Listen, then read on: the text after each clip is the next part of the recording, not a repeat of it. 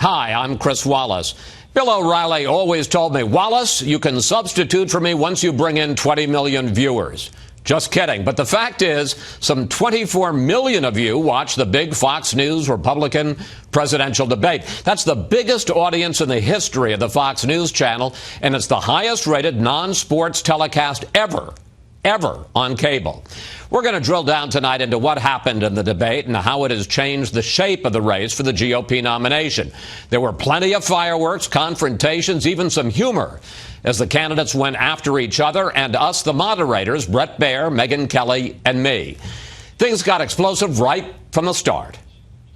Is there anyone on stage, and can I see hands, who is unwilling tonight to pledge your support to the eventual nominee of the Republican Party and pledge to not run an independent campaign against that person? Again, we're looking for you to raise your hand now. Raise your hand now if you won't make that pledge tonight.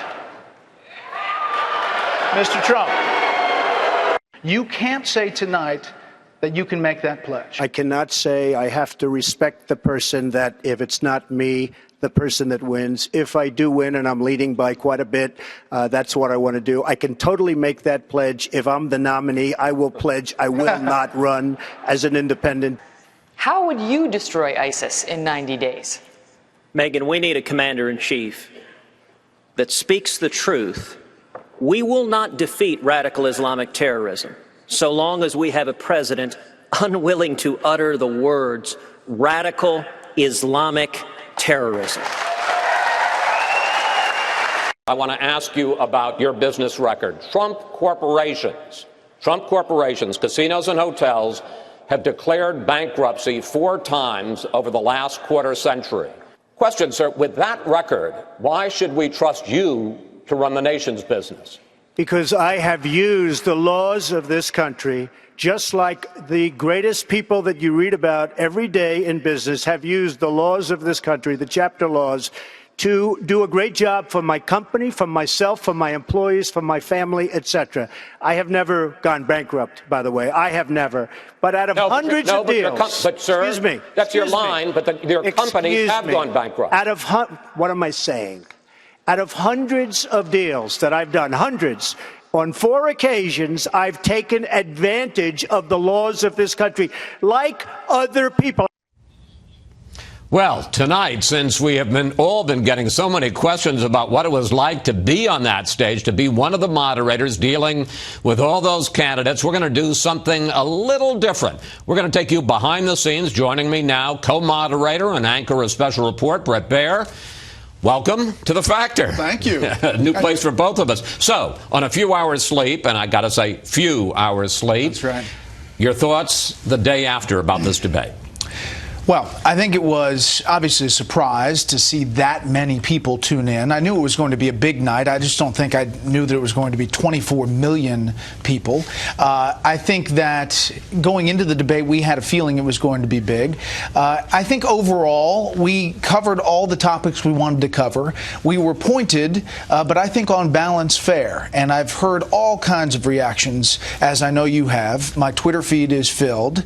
And I think that, you know, that opening question was hanging there for the leader of the Republican Party to not be able to say on a Republican primary debate stage that he could support the Republican nominee was a big moment, and it had been talked about, and I think it was fair. All right. I said we're going to take people behind the scene. Your impressions, your views, things that you noticed on that stage last night that the viewers at home may not have seen? Well, when we go to commercial break, a lot of the candidates obviously would come over to the desk. Some of them would lobby for more time. I think a lot of them understood that there were 10 candidates on that stage, and it's difficult to provide the exact amount of time for each candidate. I thought that the interaction between candidates at the commercial breaks was interesting. Mr. Trump didn't really do a lot of that. He talked to Scott Walker a little bit. Rand Paul kind of kept to himself. I think it was an interesting thing that they all, at the end of it, seemed to think that that largely they were treated okay. Minus, I think Mr. Trump had some major problems. You know, I have to say that one of the things that struck me, and I doubt that it showed up on the stage, was that when Trump would make some of his more outlandish statements about some things, you would see some of the other candidates, particularly Jeb Bush, who was right next to him, kind of shaking his head and rolling his eyes. And it reminded me of that classic Saturday Night Live skit when Bush's father, 41, is debating Michael Dukakis, and John Lovitz looks at the camera and goes, "I can't believe I'm losing to this guy." And that was the sense I had of Jeb Bush. He couldn't believe that he's losing to this guy, and he is losing to this guy. Yeah, definitely. I mean, I think that Jeb Bush had a so-so night. If you look across the people looking at it, I think that also the interesting thing is that anybody thought that this was going to be just a cakewalk. You know, on the way to the nomination, on the way to a general election win, you're going to have to face a lot of tough questions. And as the nominee, you may face a Clinton machine. And if you can't handle you and Megyn and me, I don't know if, I think that's a fair test. All right, we're going to talk a lot during this hour about Donald Trump and other candidates who stood out for you, either for good or ill for their campaigns. Yeah, I thought Senator Rubio had a good night overall. He was pretty concise. I think John Kasich had a good night making his case, and obviously had the home crowd in Ohio, so that was a bit of a factor. And I do think that Ted Cruz had a good night. He's really comfortable in that setting, in that debate setting, and you can see how it is amazing. Is yearning for that. You ask him a question and he will give you a 1-minute answer, perfectly composed, the word scan, the sentences scan, the paragraph scan. It is an amazing verbal ability. All right, you have been our lead political guy here at Fox since 2009. You've done election nights, you've done conventions, you've done major events. The build-up to last night, and of course we didn't know there were going to be 24 million people there. How was it for you?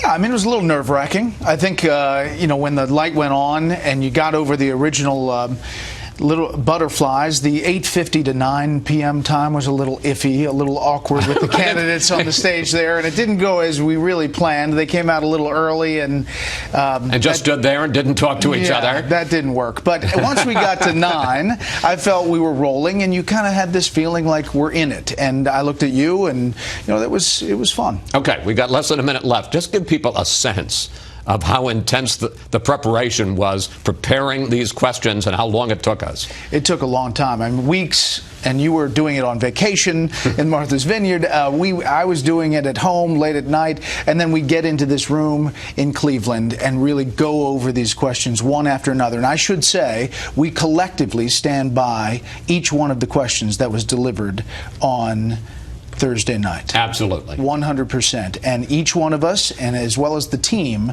refined each question, and we stand behind each question. Absolutely. And I got to also say, folks, it was brutal, because what would happen is I would present my questions to Bret and Megyn, and they'd sit there and say, well, you could do it a little better, you could do it a little differently, your facts are wrong. I will say Chris is a tough editor, too. Well, I probably gave as much as I got. Bret, thank you. Thanks, Chris. Let's get some rest this weekend.